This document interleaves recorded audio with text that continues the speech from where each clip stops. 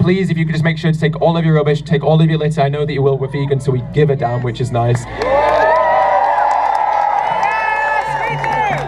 Before we get started, I think it'd be really powerful. We've just done a big march. Did everyone have fun? Yeah?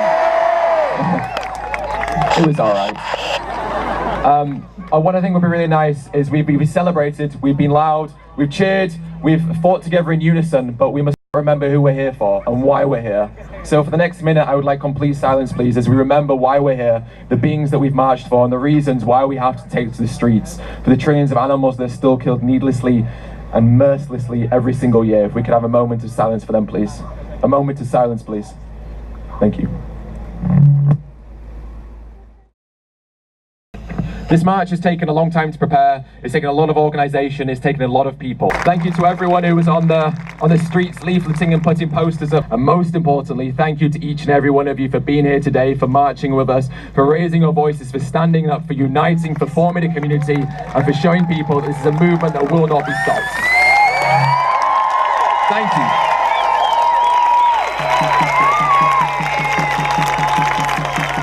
Right, so without further ado, let's get started. It's because of speciesism that we are here today. Because of the injustice, the imprisonment and the inequity that animals all around the world are facing. Today we stand united. Yeah! Somehow humans have found a way to exploit and endanger almost every other species on this planet. It's because of us that they are suffering, and it's up to us to make it stop. Yeah! We are all here because we see a better, more compassionate future. A future where all animals and humans have the right to life and freedom. Because there is no excuse for their suffering. Yeah! How many more times do these things need to happen until we stand up and make sure that they cannot and will not profit from the fear and suffering of innocent creatures ever again? Yeah! So, we will ask again, how many more animals need to die? How many more millions do they need to make? How many more days of torture inside a lab? How many more photos do you need to see? What is it that you need to get angry enough? Yeah! If you say that you love animals, if you say you really care, then to hurt them is absurd. It is unfair, because you would love a cat, a dog, a guinea pig or rabbit, but what about the others? Don't they matter? You're probably thinking, what's she on about? Well, I'll explain it to you. Just listen out. Every day, animals are suffering because of human greed. We are taking from the earth stuff that we don't really need. We exploit other beings, and not just for food. Cosmetics, pharmaceuticals, circuses and zoos, and bullfighting and pony rides and elephant rides too. And dolphins in the pool to entertain those like you. If you want a thrill, then go to a theme park. Don't hurt animals. Have compassion, have a heart. Stop using animals in your everyday. They are not at your disposal. They have a life and brain, unlike many zombie humans who just follow the crowd. But I am a rebel, and I am proud. Some rules are meant to...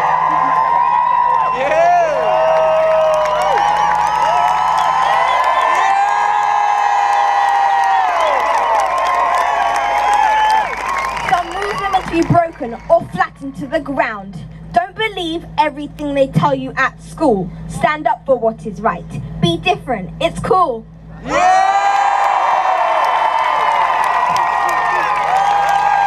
Hello everyone! It's so good to see you all. This has been amazing. So much has changed in just 1 year, and I'm pretty sure there are more of us than last year. Or maybe everyone's just got bigger on all that amazing vegan junk food. But no matter what we look like, no matter our size, skin colour, hairstyles, sexuality or gender, we are all here united to fight for the vulnerable, the tortured, the mutilated, the abused animals suffering right now across the world.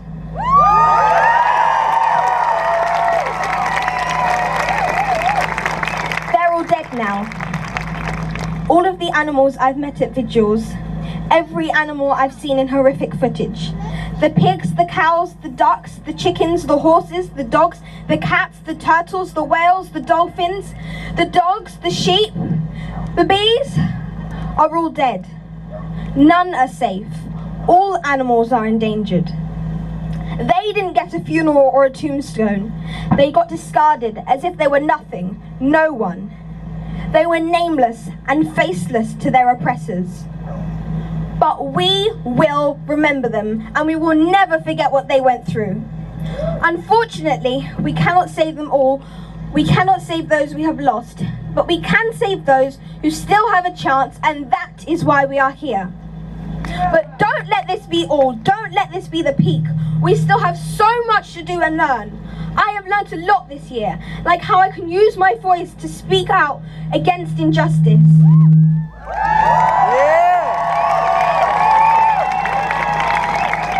Like understanding that we as individuals have the power to change the world and make a difference to somebody's life. And I have learned for all of those who say you can't, we can, we will, and we are. And we will never ever stop until every cage is empty and all animals are free. We will keep going no matter what. Nothing can stop us. Not police, not laws, not barricades, not governments. We are rising. We are powerful. We have the truth.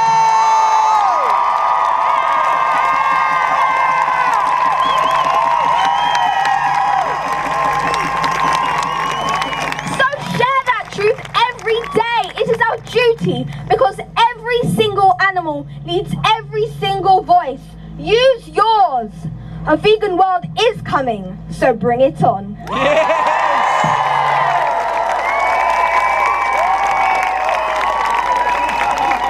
Those animals deserve to be seen, reminding me that it wasn't just a movie or a fictional narrative we could ponder soberly in comfortable retrospect. Will this ever end? The question floated back to the forefront of my mind as I forced myself to acknowledge that this movie had been playing for decades. For the animals, it never ends. Every passing moment is this living, unrelenting hell for them. How can we tolerate this violent abuse being inflicted on another being for an entire lifetime? I believe self-care is crucial as an activist, and so is being able to relate to strangers. I talk about this a lot with my friends, about how it's important to not look at every slaughterhouse video and to censor what you take in, lest you lose the ability to relate to strangers or your hopeful outlook for the future. Learning how to function and adapt to this non-vegan society we live in is undeniably an important part of being an animal rights advocate. But today is unique. Today we have this rare and special opportunity to express what is in our hearts when we see an animal being abused. Today is a day to show others how you feel and what you see. Today is a day where we truly contemplate the injustice of the world for animals and where you don't apologize for how deeply you feel for these victims. We watch documentaries and movies and read history books depicting the horrors of wars and genocides long past, and we shake our heads and we hope these things never happen again. Most tragedies like this are hidden from our eyes as they're happening, too awful to be watching in real time. But most tragedies of this scale don't last as long as the story of animal abuse. But how can these stories remain stories when they're happening in real time, when they don't have an ending yet, when we can get active and become part of it, when we collectively have the ability to change the ending? And the reality of animal exploitation can be a difficult place at which to arrive when we live in a society that lies and misleads in order to make certain industries persist and thrive. And reality can also be a difficult place to dwell. Indeed, we're conditioned and, in my opinion, brainwashed to understand eating animals as normal, and then our mind does its contortions to prevent us from seeing the reality, because accepting the truth is utterly devastating. I don't know about you, but every day I feel pressure to temper my feelings to conform to society and make everyone feel comfortable. Living in a society where most people brush over this violence and passively participate in it, some days I lose my motivation to keep speaking up about it, and I surmise perhaps it isn't so bad if everyone is okay with it. I get talked out of my gut feelings. And then all it takes is watching one documentary for me to hear what my heart is saying, that the world has got it wrong for animals, and we can't afford to pipe down and enable this atmosphere of apathy and disconnectedness.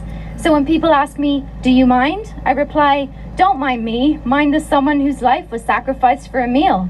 And when asked, "You can't eat this, can you?" I counter, "Yes, I can eat that, but I won't." But society makes it too easy for people to turn their back on animals, on cruelty, on injustice, on exploitation, on reality, in the same way you can turn off a horror movie when it gets too real. Animal abuse is not a movie, however, and it can't be turned off, and it has not yet ended, and that's why it's so important today to unite, speak for the voiceless, and also to speak to the small voice within each other that says, "This is wrong, and I want to change things," so that those voices become stronger, louder, and more people listen to their own small inner voice and have the courage to say, "I'm with you." I want to talk about empathy as well, and how it's our nature to care for other people and beings when we feel for them. How much more peaceful and connected the world would be if we could all feel what the other's feeling, if we could all understand the roots of each other's pain. Instead of judging each other and feeling threatened by our otherness, we'd want to give each other a hug. Instead of alienating from each other, judging, tearing down, shunning, we would uplift, protect, encourage, and nurture each other. I can't help but feel that empathy is the quality most needed in our world. It's the quality I see in abundance in the animal rights community. We don't have a magical ability to feel each other's feelings, but we all have empathy within us, and we all can exercise this quality further to achieve a society that is more respectful, more tolerant, and more compassionate towards otherness. Towards other religions, towards other genders, towards other races, and today and every day towards other species. Where society once disconnected us from our natural empathic impulses as children, in caring for animals we reclaim that empathy, and now it's time to practice extending our circle of empathy further than before, because it is the quality most needed in this world. I'm almost done. I'd also like to touch on extending that empathy to our fellow humans, which, alongside our outrage for animals oppressed by humanity, is a tricky balance to strike, but it's vital in our quest for animal liberation. A few months ago, I was in India on a trip with the charity Save the Asian Elephants to investigate and raise awareness on the plight of Asian elephants who are under serious threat of extinction. We were working undercover and pretending to be tourists. And in one instance, we went to a location where elephants were kept and trained to participate in tourism and religious ceremonies. It was pretty grim. We saw elephants chained at the ankles and isolated from their peers, left to just stand there swaying hour upon hour. I was wandering around, observing the elephants, when this mahout started frantically beckoning for me to follow him. He led me to an enclosure where a female elephant was chained and swaying. He had only a few words of English, but he communicated that he wanted to show me something. And then he started to bark instructions at the elephant. "Sit down, lie down, stand up again, bow your head." Instructions, no, orders, that this elephant had learned through painful training, obedience that was a result of deep trauma. I was suddenly stuck in a very conflicting situation. I did not want this elephant to put on this sinister display of slavery and subjugation. She was being made to perform and relive her trauma solely for my entertainment. But when I looked back to the man, he was beaming eagerly. I realized that he had this very innocent desire to make me smile. He wanted to impress me, to connect. He didn't realize that what he was doing was deeply offensive to me, and I couldn't find the words to tell him, nor could I in the position we were in. But as I looked at him, all toothless smile and broken English, as he slapped the elephant's flanks and barked more orders, I felt at a loss to cast aspersions on his character when it was clear life had given him so little. Here was someone who the world did not care enough for in order for him to care about others. He could only care for himself and perhaps those closest to him. He didn't feel anything for that animal. He couldn't feel her pain. I'm not excusing this man's cruelty and apathy, and I also don't believe the social injustices of mankind need to be entirely resolved before we can turn our attention to those of animals, and indeed much of that work can only be done in tandem. But I'm saying that empathy and generosity of spirit is often a privilege, and in another people's shoes, we might not be able to afford the empathy to empathize deeply with others. Michael Jackson sung about how we have to look in the mirror and make that inner change before we can change the world. But not everyone gets the opportunity to consider and nurture themselves and thus those around them. Many people are struggling to just get by day, financially, emotionally, spiritually. So as you extend your circle of compassion to include all types of beings, I implore you to appreciate where others are coming from and how they have come to see the world so differently to us. I often ask, what pain and denial must this person be in to accept the brutality of killing and eating animals in factories as normality? And how can I relate to that? We can't just point the finger and get enraged at people who abuse animals. It doesn't change their minds, and it just makes us angry. It creates an us and them mentality, a further disconnect and heightened tension, an excuse for them not to listen to our message. I do not say this to go easy on people or to come across as nice. I say it because I think deeply about the quickest way to help animals, and I see that the scapegoating and vilification of people who participate in animal abuse does not help the animal's plight. We need to connect with others who see animals differently first, in order to open their minds and help them make the connection. That is, as I see it, the nuanced, complicated, but vital work of the animal rights movement. I also just want to say how much I admire each and every one of you who showed up today. The bravery, imagination, and optimism it takes to be fed a world one way and to say, I'd like it to be different, better, kinder, is truly awe-inspiring. I want to thank you for listening to my speech and for making this community so inspiring and powerful, and to send you love and strength as you continue to spread the message of equality for animals. Thank you. Thank you. Can you feel it as it flows and as it cascades? Can you feel it as it transmutes from something that we only used to be able to dream of to something that exists in front of us, something we can see, something that is tangible? Change. The change that is coming. It is palpable. It exists in the hearts and minds of each and every one of us. Feel it. Believe it.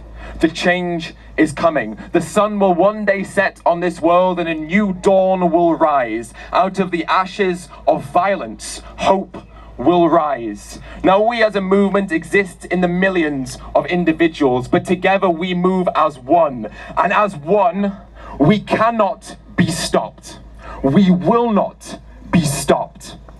And these industries, the ones who exploit others, they feel what we feel, and they fear it. And they fear us. And they should fear us. For every single day, our numbers grow stronger, our conviction grows harder, and that change becomes ever more inevitable than it was the day previous. And they fear us because they know that we will not stop fighting, that we will never take a day's rest, and we will never take a day's break until the animals are liberated from the shackles that our species has imprisoned them within.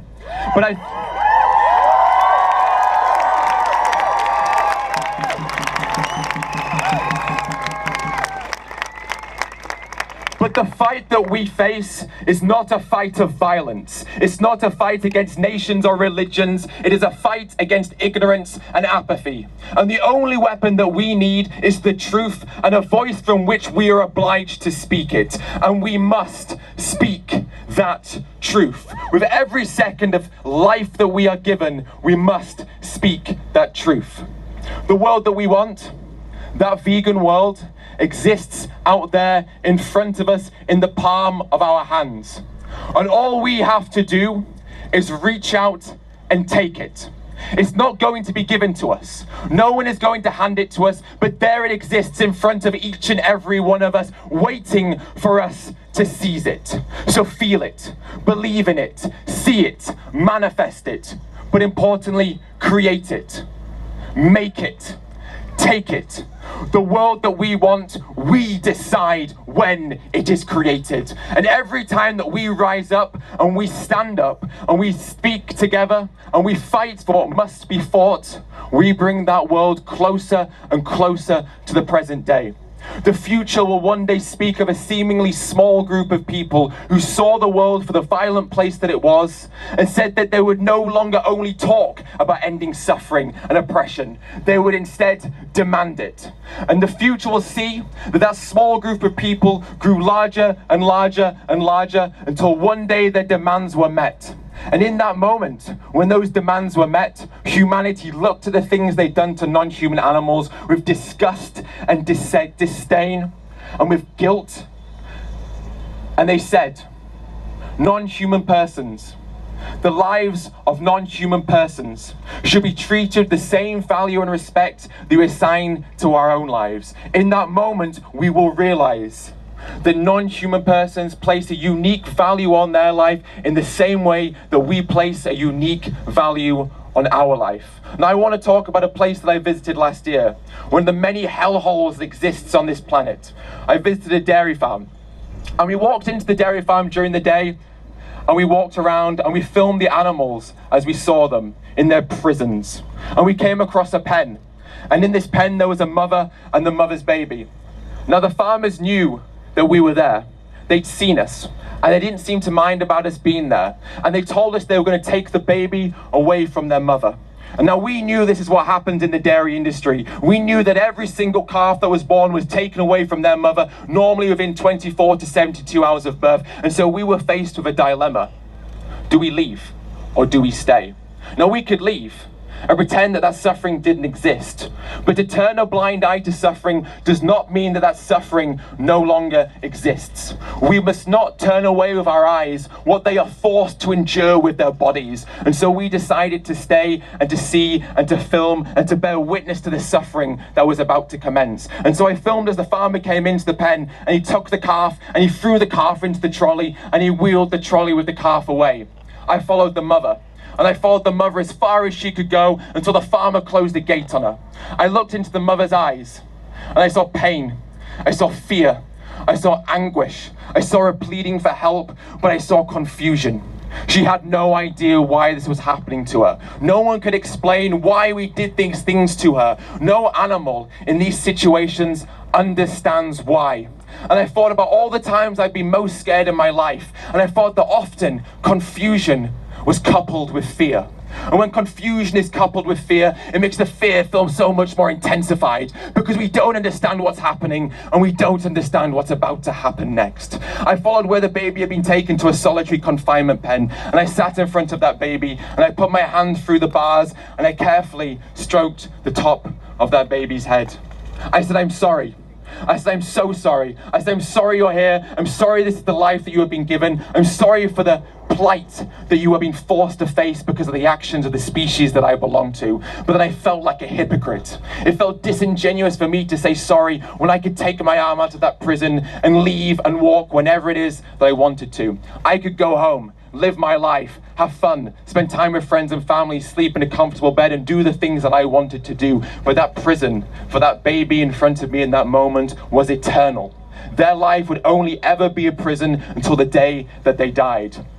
And so I stood up, and I said to myself, animals do not need our pity. They do not need our words, and they do not need our sorrow. Pity will not save these beings. These animals need us to fight and stand up for them and take action. And so I said to myself, I need to be held accountable for the actions that I make in the future, so that when I leave here today, I don't just go about my ordinary life. That when I leave here today, I remember the plight of that animal, and I never forget the plight of that animal. So as I stood there in front of the calf, I made a vow to myself. I made a vow to hold myself accountable with every second of life that I am given from this moment on. I said that as long as blood is pumped through my veins and oxygen flows through my lungs, with every second of life that I am given, I will fight, because my life is a privilege. And with that privilege that I have been given, I am obliged to fight for those whose freedom has been denied to. I made a vow that with every second of life that I am given, I will fight for those who need me to fight for them most.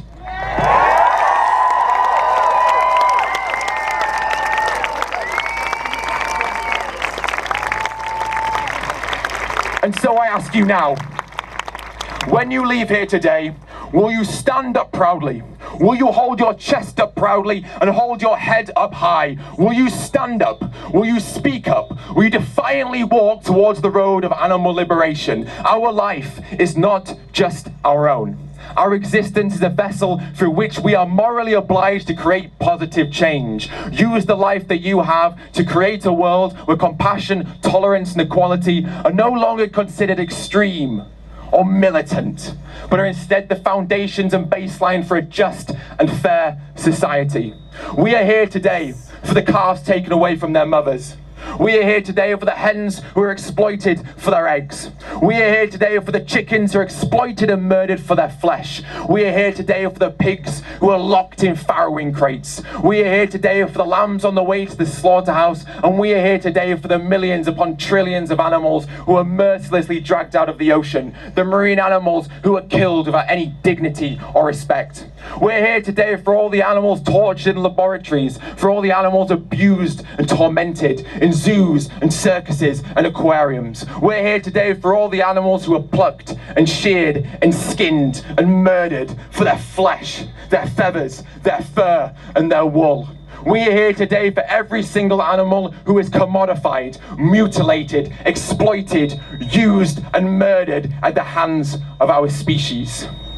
So will you make that vow? Will you pledge to fight with every ounce of strength that you have, to fight with the freedom that you have, to make sure that those who are denied their freedom will one day in the future have the freedom that they deserve? Because that's the vow that I made to that calf.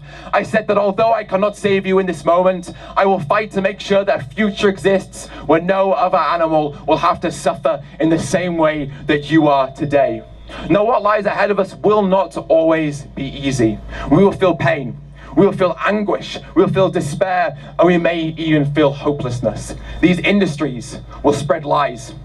They will try to scam people. They will try to deceive us. They will question our integrity. They will question our individual characteristics and our motives, and they will try and drag our image through the mud to try and make us no longer credible. But we have one thing, the truth. And that is all that we need. For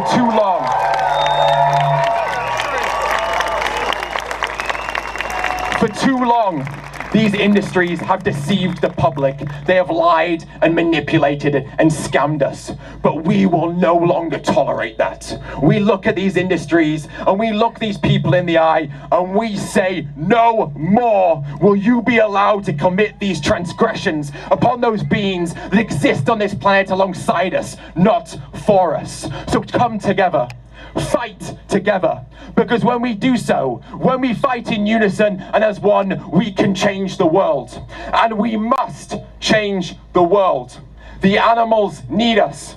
They need you. So what will you do from tomorrow onwards? The path that we walk down together does not last forever. And at the end of that path is total salvation and liberation. So never look back. Only ever look forward and defiantly march as fast as you can towards the end of that road, to ensure those animals who are screaming in terror in this very second, to ensure that one day their screams will be silenced, not because of knives, but because of liberation. And so I ask you this one final question. Are you with me? Yeah! Thank you very much. Robbie, I just want to say thanks, man, for everything that you do. I'm Thomas, and I follow PBN and all your work. I think I follow your personal profile as well, as you put a lot of good stuff out there. But I just recently started my own channel. Amazing, congrats. What's your also, channel? It's called Thomas Anonymous. Thomas, I like it. Oh, to grow the platform. Any opportunity you can get to speak in public, anywhere yeah, you can speaking do festivals it. and stuff. Yeah, because like using your voice is the most powerful thing you can do to inspire other people to make changes. Thank you so much. All good, man. Have a good day.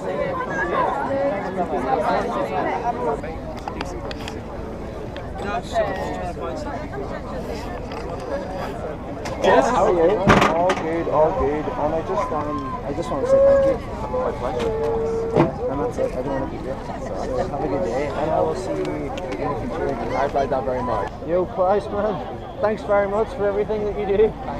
Cheers, Thomas. Have a good day, brother. Cheers, man. So the march is over, and it was awesome. The speeches were awesome, and it just puts the fire in my belly to do more, to go harder for animals, as well as thousands of other people. I'd say there was about 7,000 to 8,000 people there, and yeah, it just changes you, you know, going through such a loud and powerful experience. But now I'm off to Temple of Satan to get some fried vegan chicken that I've been waiting a year for. So check this out, came into the subway and look.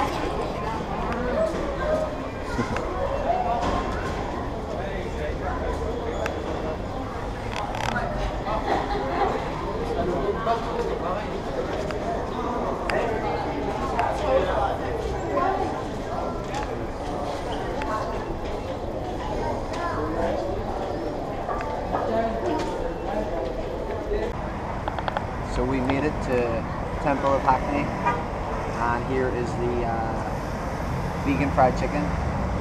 And I just got to try it without a dip first of all. Wow. So good. So good. What's the dip? Spicy Kind of mayo or spicy something? mayo. Wow.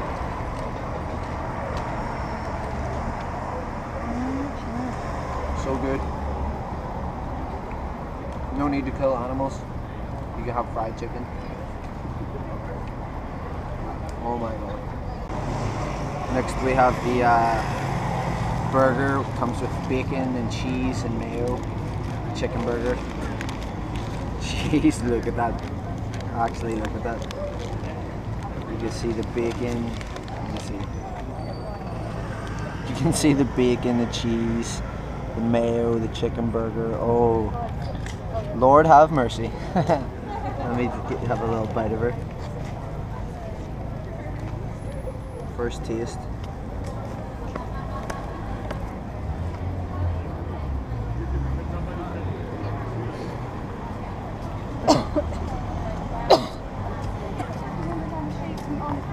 I waited a year for this, and it was so worth it. It was so worth it. I know I have mayo on my face, but it was so worth it. Oh my god. So back in the hotel now after that long and awesome day. What a day it was. It was so good, honestly. I live for things like this now. But I just wanted to express some gratitude. So grateful for the thousands and thousands of people that showed up today to raise their voices and be seen and heard by the public. You know, London's a really busy city, civilians, pedestrians all around, just being exposed to that message. And then we went to Hyde Park for the speeches, big public park. Lots of people around to hear that message. And we were, you know what I mean, megaphones all through the city, all through the park. Everyone heard it and seen us. So I'm just so grateful. So many people care. And this was in London. These marches were happening all around the world today, in so many countries. I'm grateful for Temple of Satan for their vegan fried chicken. Oh my god, so good. I'm grateful for all the people that I know on a personal level that are vegan and are doing awesome things to try and help animals. Yeah, I'm grateful it was a sunny day today. It did rain a little, but nothing too serious. I'm grateful for this hotel. It's a really nice hotel. Yeah, I'm just grateful for so much in life right now. I just feel it necessary. I feel it necessary to explain, to speak about that. Gratitude is a really powerful thing. Shifts your perspective to the positive always, and we always have something to be grateful for. I'm grateful for all the legends on YouTube making inspiring and educational vegan content. Spreading the message far and wide. That way I got my own channel up now. I'm grateful I eventually got to this point in my journey, and I'm grateful for all the awesome things that are yet to come in my future. And yeah, I'm just going to rest now because I'm absolutely exhausted. But yeah, thanks for watching, and thanks all my subscribers. And yeah, see you in the next clip.